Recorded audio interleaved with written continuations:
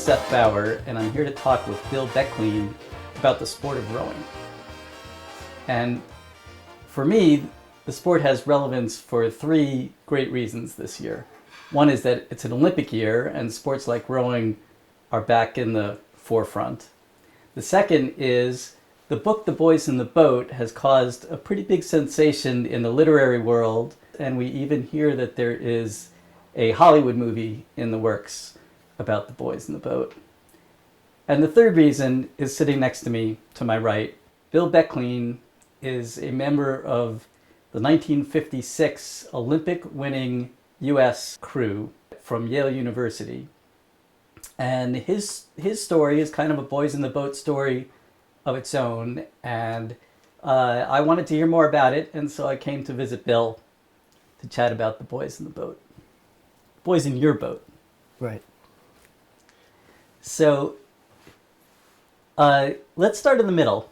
Let's just tell me a little bit about the 1956 Olympics, and then we're going to go back and talk about how you got there and what you think it means for the sport now. Fine, that would be great. One point I like to make, as you've said, this book, The Boys in the Boat's become very popular. And in fact, I've done a couple of presentations before book groups with my friend John Bigelow, who was the U.S. sculler in the '84 Olympics, talking to book groups about the boys in the boat. And there are a couple of points I like to make about crew in general. And you might even agree with this. I think I would say certainly every boat that ends up in the Olympics has a boys in the boat story. In fact, almost every boat will have a boys in the boat story that they can tell about how their boat came together. And our 56 boat came together in a very unusual way. In the fall of '56, everyone in the boathouse was aware it was an Olympic year, that our focus was not on going to the Olympics. Our focus was just trying to get a fast boat and beat Harvard, frankly. Right. So how had you started in the sport? Oh gosh, that's an interesting story all by itself. I'd like to talk about my being a beneficiary of an early diversification program by a New England prep school, who thought that they had too many kids from Massachusetts and New York in the school, and they selected a member of the faculty to go out and find some kids from the Midwest. Make a long story short, he happened to stumble onto me. I grew up in Kansas City, Missouri, had no idea what rowing was, and I had an interview with this gentleman from Exeter, a fellow by the name of Hammy Bissell. Turns out he was the coxswain of the Harvard 1932-1933 varsity crew. And my interview with him went really badly, and he finally said, look, let's just go out for a walk. So we head out for a walk, and he starts talking about rowing, which sounds pretty interesting to me. At the time, I weigh 75 pounds. I now coach high school boys, actually novice boys. I teach 14-year-old boys how to row at the local Cambridge Range and Latin Public High School.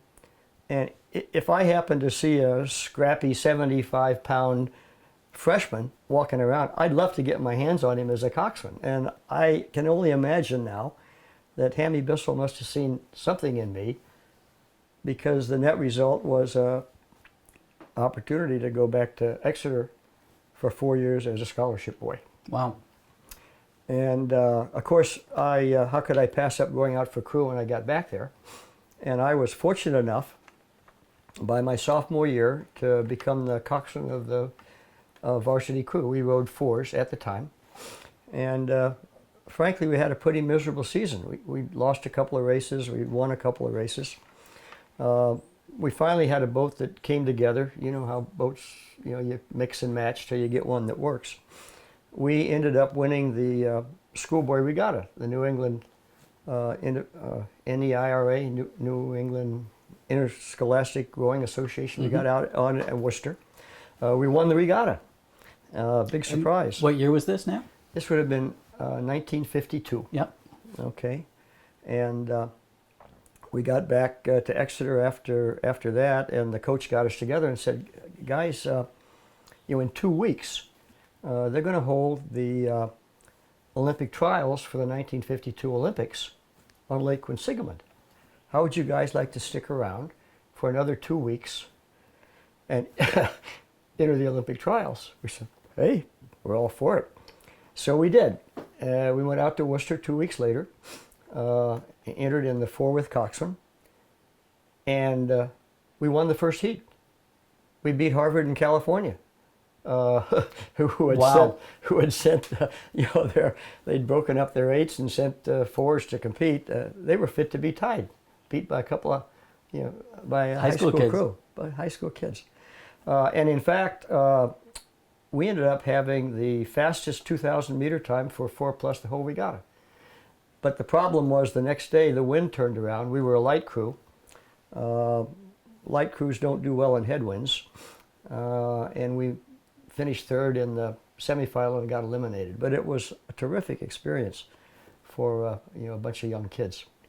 I actually quit crew after that and went out for lacrosse.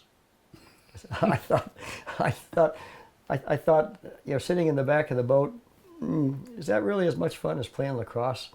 So I played lacrosse for 2 years and ended up going to Yale without a thought of rowing at Yale ever entering my mind. Didn't have anything to do with my decision to go to Yale. And when I got to Yale, again, another long story short, I got talked into going out for crew by a Yale Exeter classmate of mine by the name of Bob Morey, who had rowed all 4 years at Exeter, was on the varsity senior year, and came into my room one night with a big sales pitch about, it was an Olympic year, and he remembers seeing the Navy admirals with their blue and gold blades flashing. It was a real bad sales pitch. And Couldn't have been too bad because it worked, right? He delivered it. My roommates were all in the room. He was delivering this, and when he left, they all broke out laughing. This guy's crazy. What's this guy all about? I finally basically agreed to go out just to get him to stop talking. So I went out. Again, fortunate circumstance, and we had a freshman crew that was not a particularly good crew. In fact, coming up to the Harvard race, we hadn't won a race. I think we had a dead heat in the Blackwell Cup. I think we had a dead heat, and got up to Gales Ferry, and there was a... I think Gales Ferry is where Yale races against Harvard. Gales Ferry, for the Harvard-Yale race. Both Harvard and Yale have a camp on the shore of the Thames River up near Groton, Connecticut, just north of the submarine base in Groton, Connecticut, where they go for the sole purpose of training for their 4-mile regatta at the end of every year. In fact, we just had the 151st running of the Harvard-Yale regatta,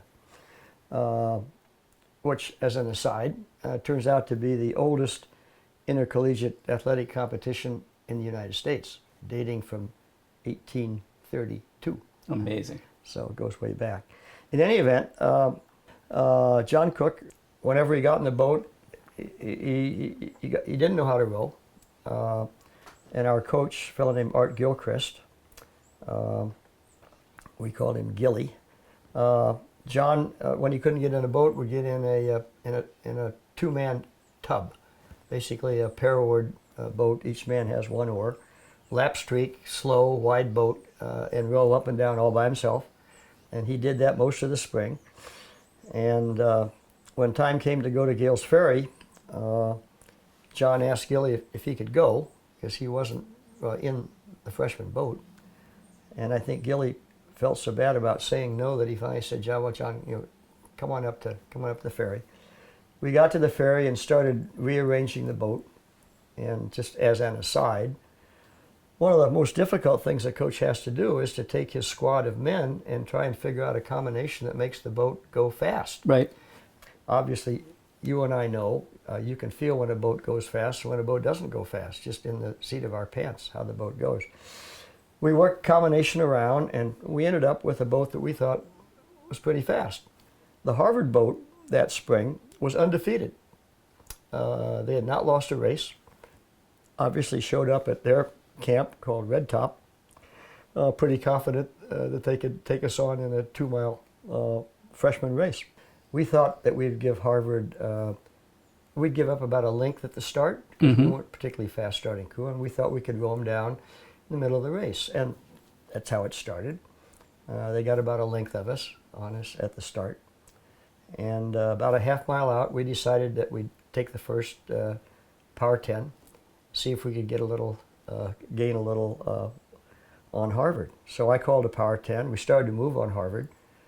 And the Harvard coxswain, of course, we're side by side. You can hear what's going on. The Harvard coxswain yells to his crew, "Oh no, don't let them pass us." Oh, great. Here they come. Yeah, 5 strokes later, we had open water. That was the end of the race. The race was all over. He had destroyed his crew. And in fact, encouraged mine with those words. Yeah. And we ended up winning the race by open water. Funny part of that story is when we pulled the boats together at the end of the race, there's an old tradition of exchanging your shirts. The losers take their shirts off and give them to the winners. John was in the 5 seat of the boat, and 5 man in the Harvard crew gives John the shirt and says, "Gosh, how did you guys do that?" John says, "I have no idea. It was my first race." The oarsmen have slightly different roles in the boat. So even though everyone's trying to do things exactly in rhythm and exactly together, people have slightly different jobs or responsibilities in the boat. Do you want to sort of take us through that? Perfect question. Yes, perfect question. And it's one you often get asked, are the guys all the same? How do you, and we talked a little bit about it, the role of the coach in trying to get the right guy in the right seat. And we talk a lot about the positions in the boat, which we should clarify first. And that is, I can use this picture right up here. This is an 8. It's an old one, but the seats are numbered from the bow up here, bow to stern, bow or number 1, 2, 3, 4, 5, 6, 7, 8. The 8 man is called the stroke, and this is the coxswain facing the stroke right here. So in terms of putting a boat together, I've learned a lot about that since I started coaching novice boys. I think it's the hardest job that a coach has, is to take this pool of people and figure out who goes where. And here's the way I think about it. The seats that I feel the easiest are the bow and 2 seats. Because bow and 2, they're very critical. They tend to be the lightest people in the boat. You don't want heavy guys up there to weight the bow of the boat down. They tend to be the lightest guys, and they also tend to be the best rowers.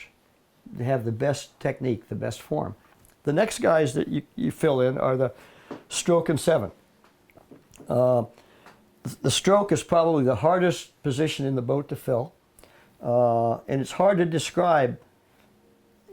But it's funny, if you look at crews, these personalities all seem to fit. Strokes all tend to be the same kind of guy.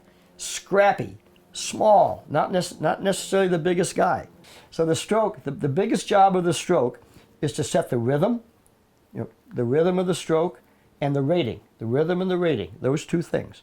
Okay, behind him is the 7 man. So the big myth about rowing is that you're setting the rhythm, you're going stroke, stroke, stroke, stroke, stroke. Total myth. Total myth, as you know. I will suggest to the stroke what kind of a rating we ought to have, whether we ought to take it up, take it down, whatever we ought to do with it, but the stroke sets the rhythm. That's all automatic. And of course, everybody can see the stroke's blade, and so they can follow him, and visually as well as by sense of what's going on the boat to understand the rhythm, and follow the rhythm of the boat. Yeah. So behind the stroke is the guy that can set the rhythm and keep the rating up, is the 7 man who has to pass that on down the boat. We fortunately had one of the best rowers the world has ever seen in Rusty Wales behind Bob. Bob's style was horrible. Bob was not, and you looked at the way Bob rowed, he didn't row well. Rusty rowed beautifully, powerfully, and was always just a little bit ahead of Bob. Mm-hmm. A little bit ahead of Bob. Then you get to the 6, 5, 4 seat. That's called the engine room of the boat because that's where the big guys are. They don't row well, but they're just, you put the strongest, most powerful guys in those seats.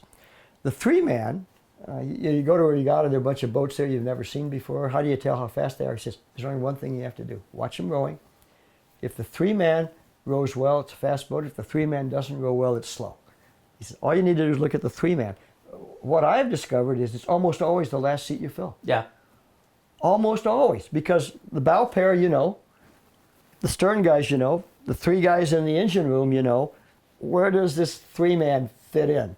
That's where John Crews Cook. try to hide their least skilled guys there sometimes. Yeah, exactly. So every guy fills a slot. Tell me a little bit about the job of a coxswain.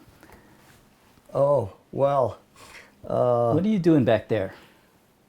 gosh, I have a whole lecture, but I'll try to condense it. One of the things I ask my coxswains, in fact, I'll ask you, do you know the 3 secrets to French cooking? Tell me. The first one is butter, second one is butter, and the third one is butter. Now, do you know the 3 secrets to good coxing? Does it involve butter? The first one is stirring, the second one is stirring, and the third one is stirring. I know more coxswains that have lost their job because of bad steering than anything else. Nothing aggravates a crew worse than a coxswain that can't steer. They hate it. And they'll throw him out as fast as they can. Yep. So what does a coxswain do? Number one, a lot of people don't realize that there, in fact, is a rudder on an 8-oared shell by which you can steer the boat. Number two, keep the guys in the boat in, well, I guess number two really would be execute the race plan. Right. Because generally you sit down and plan what we're going to do on the race. Execute the race plan, and here's where coxswains can get separated. If something starts to go wrong, change it. Improvise. Improvise. Figure out what's happening and fix whatever you have to fix. That often happens in a race. Yeah. The race plan goes awry. You figure out what you have to do to make it work. It's more like jazz than classical music. Oh, yeah. The third part of it is keep the boat informed of what the heck's going on, where they are. Because if you're in a boat rowing, you're going backwards, of course. You have no idea where you are. You can't figure out where the other boats are unless you're starting to look around. You don't want them looking around. You want them paying attention to the guy right ahead of them, thinking about nothing but their rowing. So tell them where they are in the race, how high they are in the rating, where they are relative to the other crews, how many more strokes they have to go. Just keep them informed so that there's no uncertainty going on in their heads about what's going on. Yeah. And the last one, which again I think separates coxswains ultimately, is what you say, motivation. I have always maintained that when you get up to the Olympic level, national level competition, all of the boats have about the same capability in terms of speed. Right. And what makes the difference is what's going on in the guys' heads in the boat, the psychological setup, and what goes on in the race. And sitting in the back of the boat, you are sort of the manager of what's going on. You know that. You've coxed great boats. So we haven't, I didn't say this in my introduction, but I followed you at Yale by 25 years. Yeah. And also coxed in an Olympics. So we have that in common. Yeah. And you were very much a role model for me as a coxswain as I was learning the ropes. So Yeah. Well, yeah. there were lots of stories about the 1956 crew, and actually that's what I'd like to hear next. So tell me a little bit about how that 56 boat, Yeah. first of all, got to go to the Olympics. What did you have to do to go to the Olympics in 1956? And then who was in it? And Yeah. I ended up in the coxswain seat again through being in the right place at the right time. and you were a sophomore. I was a that year? sophomore. Yeah, I was a sophomore. And you had coxed I had coxed 1 year in high school, 2 years in high 2 school. years in high school, and then And freshman year, yeah, yeah. And so let's see how to put this story together. The stern pair in our freshman boat consisted of Bob Morey, the guy that had talked me into coming out for crew at Yale, and a fellow from Seattle, Washington named Rusty Wales, who Steve Gladstone, a coach that we all know and admire, will argue that was one of the most outstanding oarsmen ever to pull an oar. Rusty ended up winning a gold medal in '56 in our boat and another gold medal in 1960 in the straight four. But Bob Morey and Rusty Wales ended up in the stern pair of the freshman crew, which is probably the thing that made that boat fast. In fact, it was probably Rusty Wales that made the boat fast. Okay. And in the 7th seat behind Bob, that was a fantastic combination that actually was together for every race in our last 3 years at Yale. They were an unbeatable stern pair, and I was the coxswain. Prior year, there was a senior that had coxed a Yale boat to beating Harvard. They had not had a great season, but they beat Harvard, a fellow by the name of Keen Taylor. Very good coxswain. He decided not to come out for crew in his junior year. He just plain walked away. Well, there's an opportunity. There was another senior in the squad. I won't go into names, but the other senior and I had very different approaches to coxing. I really liked to encourage my guys. Okay, I tried to, say very positive things. Yeah. The other coxswain, if you run across him, was a very negative guy. He used to swear at him, and get angry at him and call him bad names, And there was a fella in the that was bound to be in the varsity boat that year, our 6-man, S.E. Esselstyn, fabulous athlete. He was Jim's favorite. Coaches always seem to have a guy that's always going to be in the boat. S.E. was always going to be in the 6th seat. And S.E. made it real clear to the coach if the other coxswain was in the boat, he wasn't going to be in the 6th seat. So I got the coxswain's job kind of early on. There were, without going, guy by guy, I think there were 2 really important transitions in that boat that made the boat come together. The next to last guy into the boat was Dave White. Dave White had been the stroke of my Exeter crew that won our first heat in the Olympic trials in 1952. He was a senior then. He went down to Yale with what he now admits was a pretty swelled head. I mean, I rowed in the Olympic trials. Right. I'm God's gift to rowing.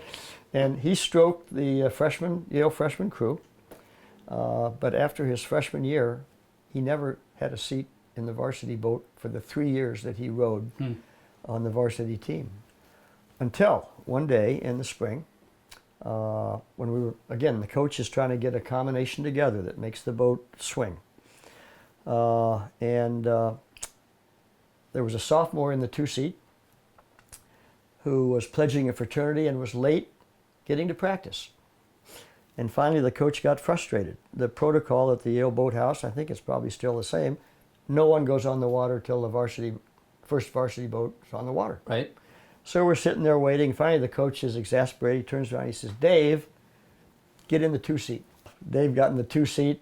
I could tell from the get-go that, oh man, the boat felt so much better. Had a nice swing, nice rhythm. Dave owned that seat for the rest of the year. Never give up your seat because somebody might take it. So, lesson in life. Dave was the next to last guy in that boat. The last guy in the boat turned out to be John Cook. Okay. Basically, the varsity coach paid no attention to John Cook. In the fall of our sophomore year and into the spring, when there wasn't a seat available in one of the first, second, or third varsity boats, if there was another rower around, John would row a pair again, Right. up and down the Housatonic. If there wasn't a second guy, he'd sit in the launch with the coach, and watch the workout. And our first race, I think, was against Dartmouth BU, I forget who it was. And the coach saw that the boat wasn't swinging quite right. Thought there was a break between the bow pair and the stern 5. At the 3 seat, it wasn't working quite right. Yeah. So we took one practice where he took every man on the starboard side of the boat and put him in the 3 seat and saw how the boat went, with the exception of John Cook. Didn't put John in. And at the end of the practice, he was pretty satisfied that he looked at everybody, ready to turn the boats around. And a boatman, was Jerry Romano still around? Sure. When you were there? Sure. Well, Jerry was the launch driver. Yeah. Jerry lived in the next town up, same town as John Cook, Yep. local boy. And so Jerry turns to Jim Rashman and he said, Jim, give John try John Cook. Nah, he doesn't know how to row. Well, Jim, yeah, just give him a shot. Okay, fine. Just to satisfy Jerry Romano, puts John in the 3-seat. Boom, that was it. You could tell from the minute John got in the boat, that was a fast boat. That's just, you know how these combinations work. Absolutely. All of a sudden, you put a guy in the right place and, the thing gels and it goes. Last seat in the boat. So that's how the boat got together. Other interesting stories about the guys, those are the two real highlights of how that boat got together. Our first serious race was the Blackwell Cup against Penn and Columbia down in Schuylkill in Philadelphia, against a Penn crew that had won Henley the prior year. In 1957, they won Henley. And Harry Parker was in the boat. Right. The famous Harvard coach was in the boat. And we beat Penn by open water. And we thought, oh my gosh, we got something going here. And we had a good race, the Columbia Cup, against Cornell and Princeton. Cornell was the odds-on favorite to go to the Olympics. They'd been undefeated the prior year as sophomores at Cornell.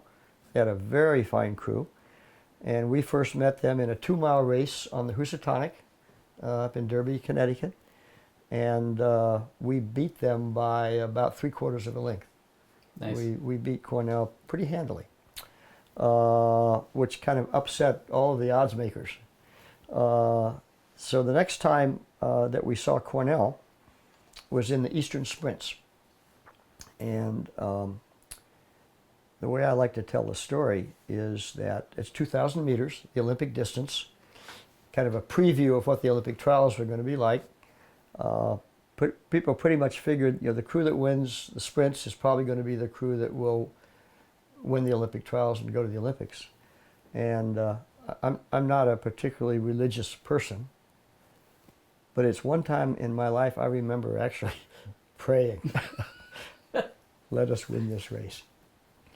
And did it work? Well, that depends on your point of view. I like to say that God must have heard my prayer because we lost. We actually lost the race. But it's the way we lost that made the whole difference. We led, we gave up some water at the start. We rode past Cornell during the body of the race. We had them by about a half a length going into the final 100 meters. 10 strokes from the start. Guy on the port side caught a boat stopper crab. The crab, for the people that don't know, is when the rower's oar gets caught in the water, and if you're lucky, you can get the oar back out, but it really totally stops the momentum of the boat. Right. And they went from probably half a length behind to 6 feet ahead over the line and beat us. So we lost the sprints. And we were pretty discouraged on the bus going back to New Haven. And Jim Rashman, our coach, got up in the bus and says, guys, that was too bad what happened today, but if Cornell is the fastest boat that we race this year, I'll see you guys in Australia. Because nice. We knew we could beat Cornell, but had blown it. The Harvard race intervened. We had a really good race against Harvard, beat Harvard by several lengths of open water. And that's a completely different distance. Totally different distance, 4 miles. And we went from a race that was a mile, basically a mile and a quarter, 2,000 meters. I think 2 weeks later we had to race 4 miles. It goes from a race that's about 6 minutes to a race that's about 20 minutes. Very different kind of race. Had a very good race against Harvard. and then stuck around for another week or so before he went up to the Olympic trials in Syracuse on Lake Onondaga. And the boat was horrible. I mean, the boat just didn't move at all. Yeah. Why? No one has any idea.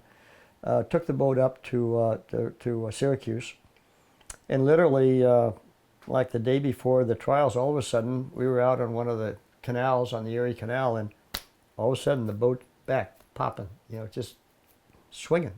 What went on, what came, nobody has ever known what went on. Well, it's an amazing sport because it takes perfect rhythm among 8 guys doing the same thing at the same time, and it, to a certain extent, how hard you pull is not always directly correlated to how fast your boat goes. It's That's how right. hard you pull in rhythm with everybody else. Yeah, yeah.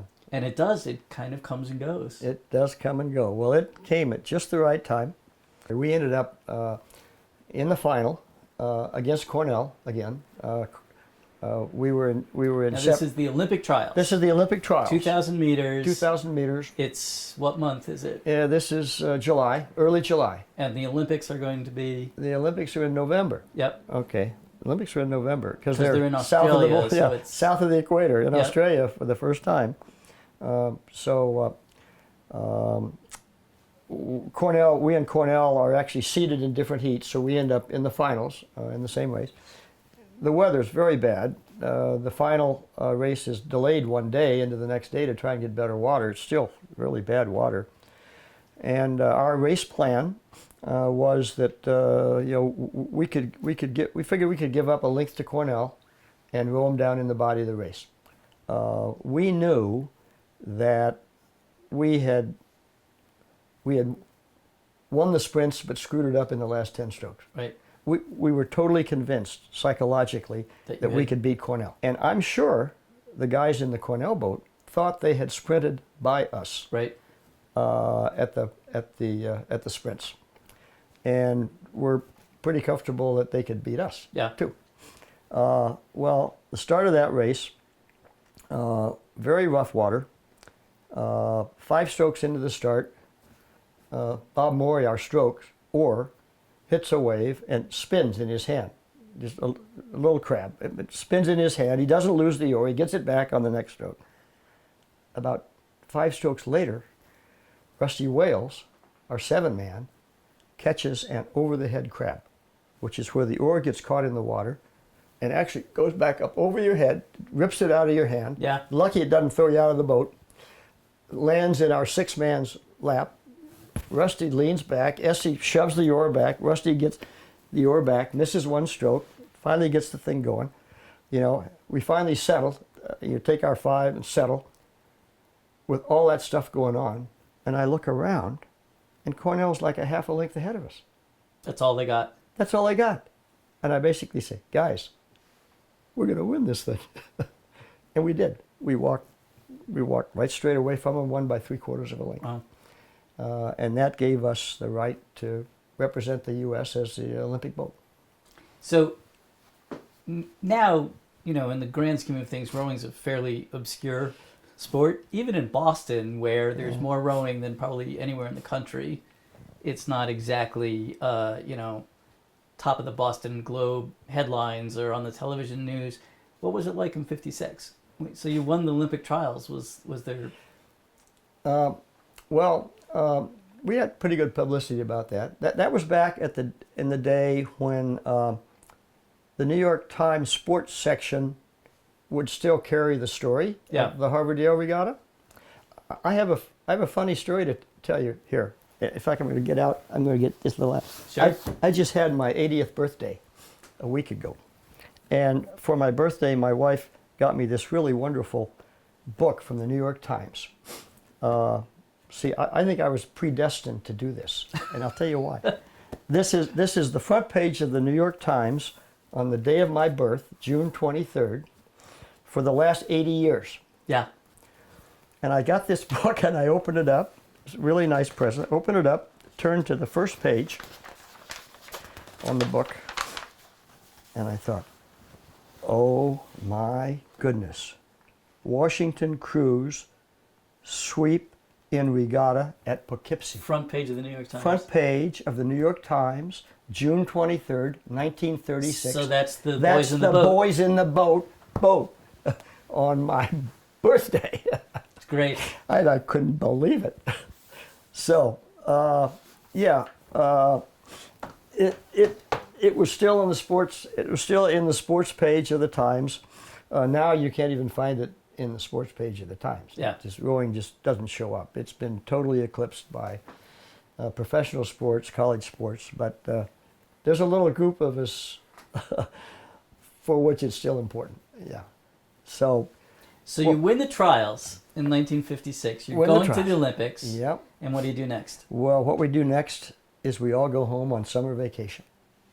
Unbelievable. You went home? We all went You home. didn't train. There was no money for us to continue training as a boat, so everybody dispersed. I had a summer job. We all came back in the last week in August to Gales Ferry. The boat got together at Gales Ferry. Everyone had gained weight. Everyone was out of shape.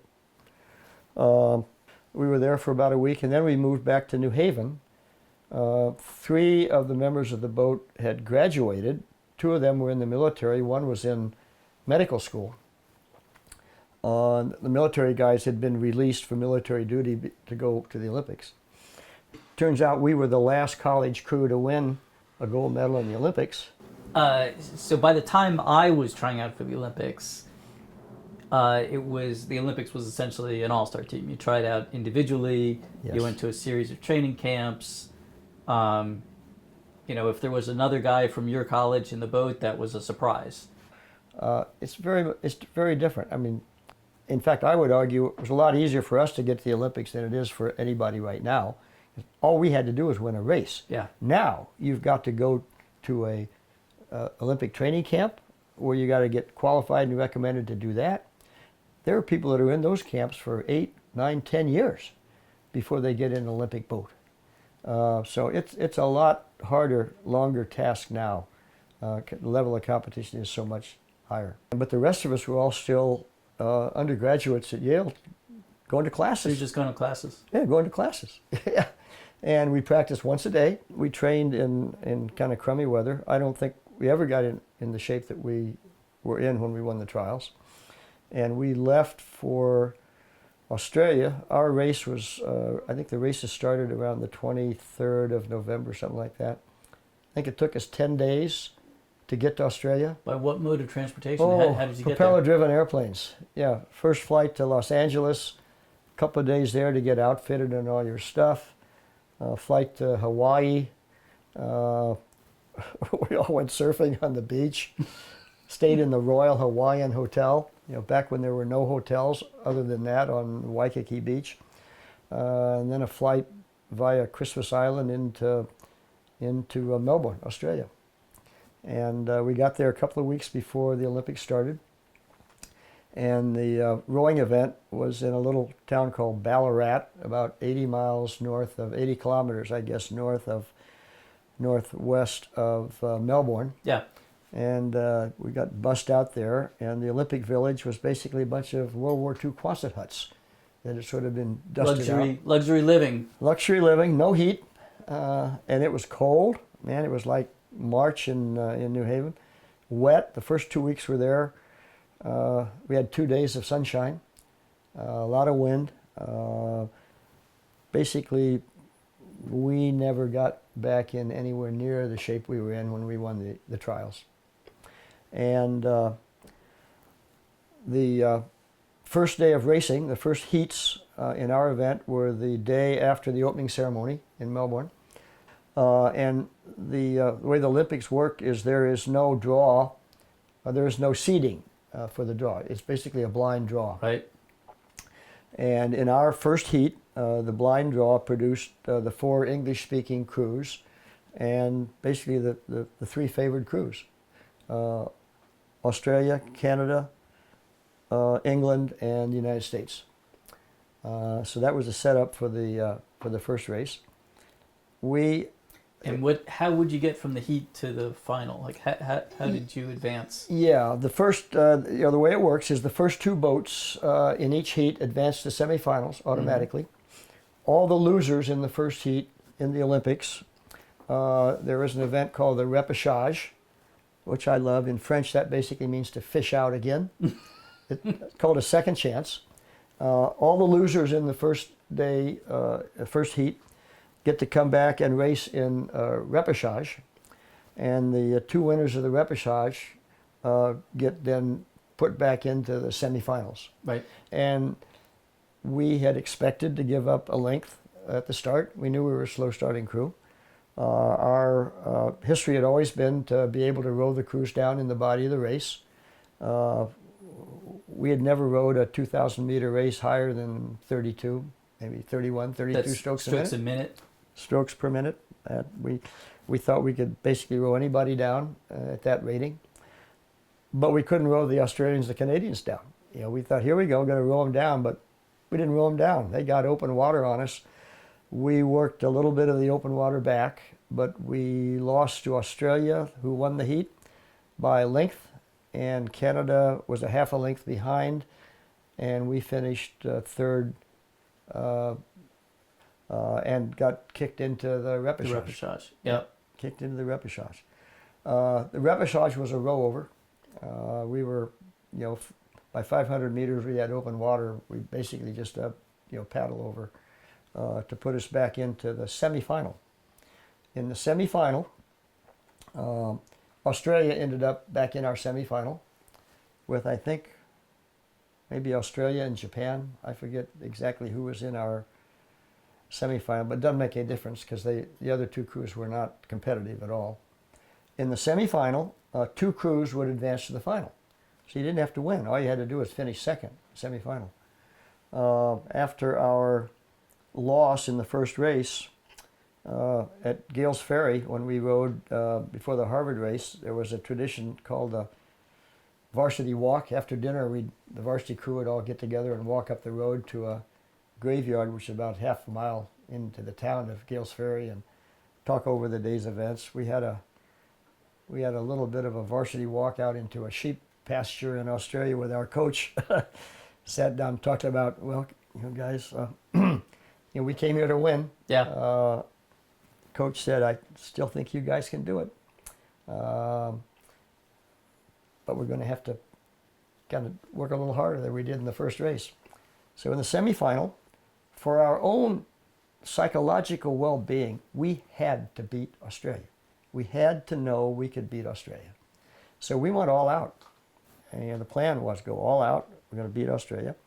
Our three-man, John Cook, remembers, he's on film saying this, hearing the Australian coxswain 500 meters from the finish when we had a bit of a lead, yelling, "Ease off, Yanks! Ease off, Yanks! We'll both go to the final," while they're taking a power 10. And we didn't ease off. And we beat Australia by a canvas, maybe 12 feet. But we beat them. And like I say, that's all we ever talk about when we see the Australians again, because I'm completely convinced we won the Olympics in the semifinal, just in terms of a psychological setup. Because the finals were, there was one day off, and the finals were the day after that. And the finals were Australia, Canada, the U.S., and Sweden.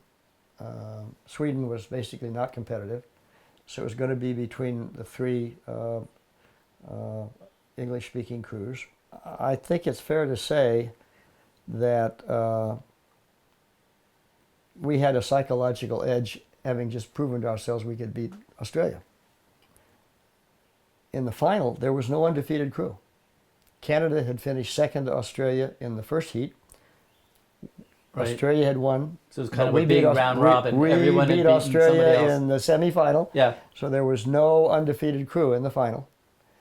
Open game at that point.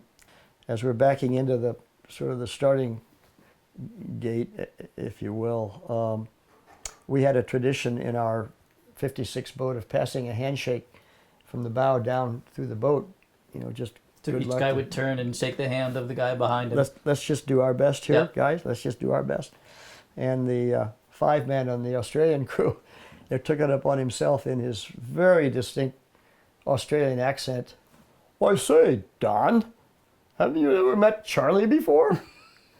Which set us up psychologically perfectly, because it really got us upset. Just really. So we backed in, ready to go all out. I say we knew. The coach and the stroke and I had a brief conversation, but not the rest of the crew. We knew we were going to have to row the race at a higher rating than we'd ever rowed before. We typically rowed a 2,000-meter race at 31:32. We figured we'd be at 34 or higher.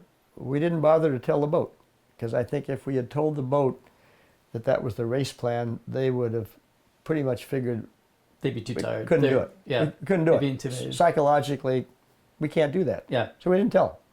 We just basically, in fact, the race plan by Coach Jim Rashmit was row the first 1,500 meters, row your own race. Row your own race for the first 1,500 meters. Then in the last 500, do what you have to do to win. Yeah. That was the whole race plan. That was the race plan, man. Very sophisticated plan. That was the race plan. 5-stroke start, 20 up, settle. Yep. That's pretty normal. And then first 1,500 meters, row your own race, do what you have to do to win. So, race got started. We started off a little bit behind, started working our way up. And, the story has it that I lied to the crew about our rating, because I did, about 500 meters into the race, basically say we're going to take the stroke up to 34. We were at 34. Now, here's the thing. I didn't have a watch, and I didn't know we were at 34. All I knew was that we had to go up. Yeah. Okay? We weren't going to make Whatever it. you were. Wherever we were, we had to go up. So, called the stroke up. We actually took it up to 36. I think rode the body of the race at 36. Got our nose out, probably 1,100 meter mark. Got our nose in front. At which point, I did start saying, "You're going to win. You're going to win." And I kept calling it for Jim. In fact, I will say, I get a little emotional, that we weren't rowing for the U.S. and we weren't rowing for Yale. We were rowing for Jim, our coach. And it went up, and I started calling technique. Yeah. Right? Technique. Yep. Sit up straight. Sit up the catch. Sit up the catch. Okay. Fast hands, fast hands, fast hands. All technique. All we needed to do for the last 500 meters was not make a mistake. And we didn't. We won by about 3/4 of a length over Canada, and Australia finished third. Wow. End of story. Yeah. Yeah. Yeah. So, John Cook totally passed out. There's it's not on the wall here, but there's what I call our signature photo of our boat basically collapsed at the finish. John Cook passed out, which was not unusual. He did that often at the finish of a race. He doesn't remember the last 100 meters Right. at all. We held him up while we got the medals, and they carted him off to the hospital, spent the night in the hospital before he could recover and come back. Charlie Grimes, our 5-man, huge man. Charlie was about 6'7", probably 215, 220 pounds. Charlie has his legs over the side of the boat in the water, complaining that his legs were hot. And of course the rest of the crew is saying, "What do you mean your legs are hot? Our legs are always hot." "What are you talking about? This is the first time your legs are hot?" So, and the medal ceremony was not the elaborate thing you see these days. We got out of the boat. There was a little a little local band from Ballarat that played the Star Spangled Banner, Mm-hmm. and we got our medals and paddled back. And we were no sooner back in the Olympic Village than all the Australian guys came running over and said, "Okay, Yanks, now we're going to show you Australia." And we were there another, I guess, 5-6 days. Went back to Melbourne to the Olympic Village. Yeah. And they took us down to the beach and out. We had a wonderful time with them. We've been friends for 60 years. It's great. Yeah.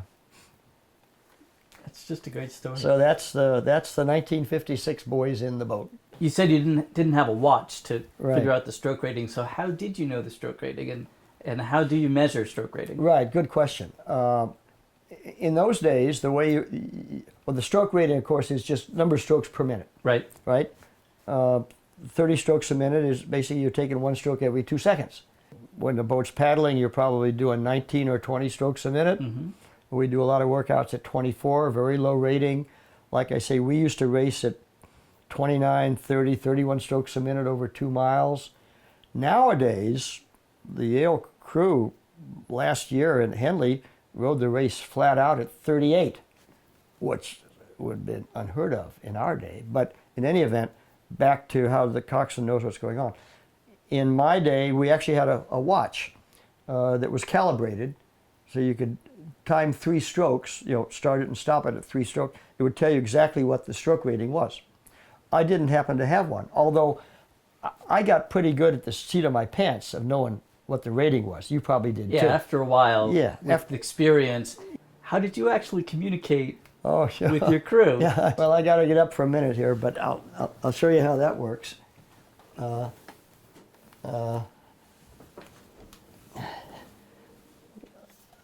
This is actually the megaphone I wore in the Olympics. Was it I noticed the red, white, and Yeah, blue. red, white, and blue. That's exactly what we had no electronics. It goes over your head like this, just like that. Okay, and good coxswains will speak into the bottom of the boat, so the voice carries up in the boat Through the hull. through the hull. Yep, up through the hull. So I used to lose my voice when we went up to Gales Ferry for the Harvard-Yale regatta. After about a week, my voice would be pretty much gone. So how did everyone think you were going to do once you got to Australia? Well, the expectations were high. The U.S. had won 7 Olympics in a row, starting in 1920. The United States had won the gold medal in the 8-oared event in every Olympics, 7 in all. So, Including that Boys in the Boat Olympics by including that much. 1936, Boys in the Boat, yeah. So the expectation was that we would go and win. I mean, they sent us there to win. And in fact, in those 7 Olympics, the boat had never lost a race. We were the first Olympic 8 ever to lose a race and have to come back through the repechage to get into the final. So the expectations were very high. We knew that. We felt that pressure. Yeah. And what did some of those guys go on to do? Tom Charlton in the bow was our captain, Captain Tom. He lied about his weight when entering it after every practice on the team's weight chart. He always put down 180 pounds, although he weighed more like 165 pounds. After a tour as an officer in the Marine Corps, Tom pursued a career in government service in Washington, D.C., where he continued to compete in Masters events for the Potomac Boat Club.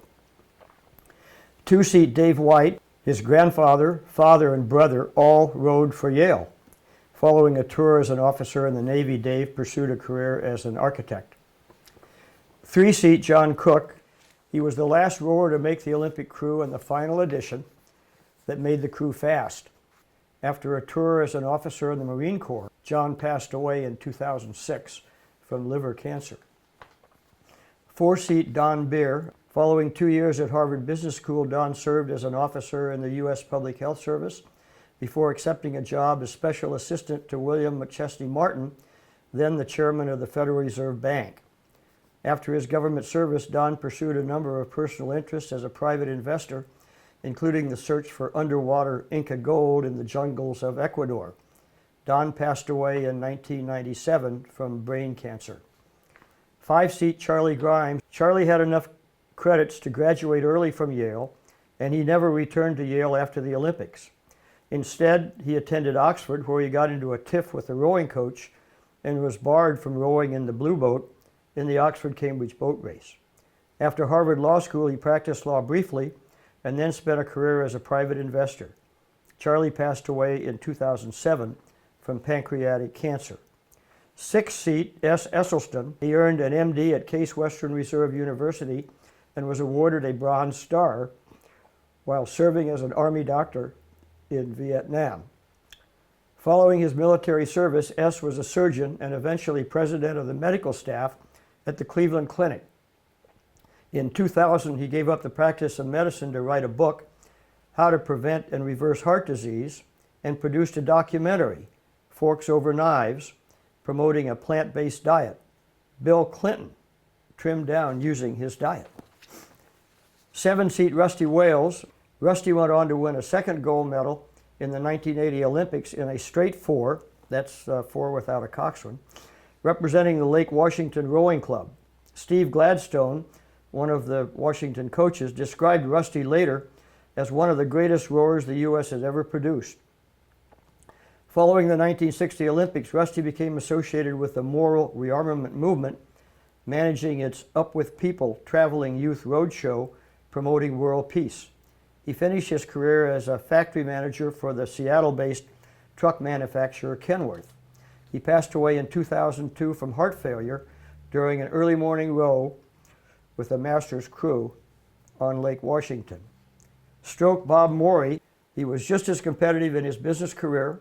Following a tour as an officer in the Navy, he graduated from the Harvard Business School and pursued a highly successful career spanning the investment, healthcare, cattle ranching, and winery businesses. His crewmates still call him Trader Jack for his demonstrated ability at the 1956 Olympics to outmaneuver the whole Olympic Village in cornering the market for the trading pins that the teams brought to swap with each other. We used to have a reunion every 5 years until the fourth guy passed away. Charlie Grimes was the last guy to pass away. And we now have a reunion every year. Good. Every single year. In which we always call Garth Manton in Australia, the guy that basically motivated us in the final. Yeah. So, yeah. And you went back for your junior year of college. Oh yeah, I managed to finish my junior year. Yeah. My grades were so great. I was an electrical engineer. I was going to miss laboratories, everything else. I went around to all of my professors to get a syllabus of what I needed to do while I was gone. And so I got one from I put this package of books together, and I carried the package of books out to Los Angeles. I'm in a hotel room in Los Angeles, and I said, "You gotta be crazy. I'm going on the biggest adventure of my life. I got these books. I'm not going to study." I packaged them all up and sent them home. I said, "I'm out of here." But I managed to make it. Yeah. All the guys. John Cook spent one extra year. He was the only guy that slipped ahead 1 year. Otherwise, everybody made it. Yeah. So thank you, Bill Becklean, for sharing your story and this time, and something that we share, which is love for the sport of rowing. You're entirely welcome, Seth. It's been a pleasure. I'm Seth Bauer, and thank you for spending time with Bill and with me.